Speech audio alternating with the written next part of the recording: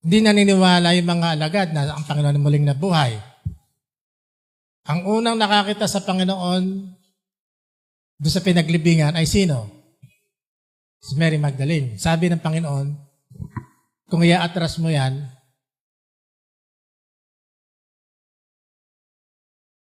dito, sa verse 17. Jesus said to her, "Do not cling to me, for I have not yet ascended to my Father."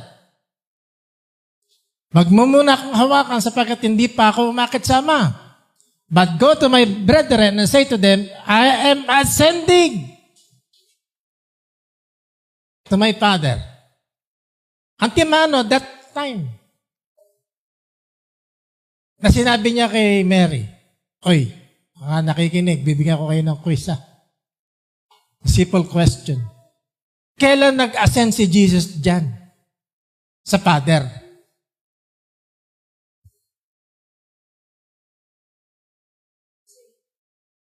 Yan antimano.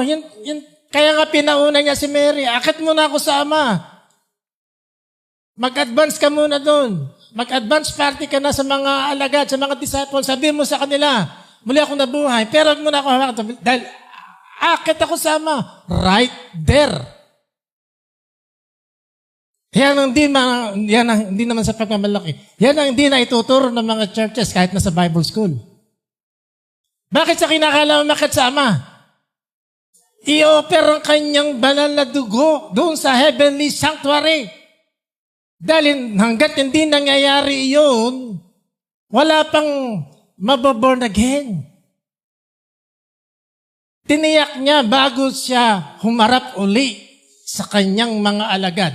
Tiniyak niya na pwede nang yung banal na espiritu na sumakanila. Dahil nando na. Sabi niyan, right there. Kaya on that same day, nagpakita na ang Panginoon sa kanyang mga alagad. Bakit?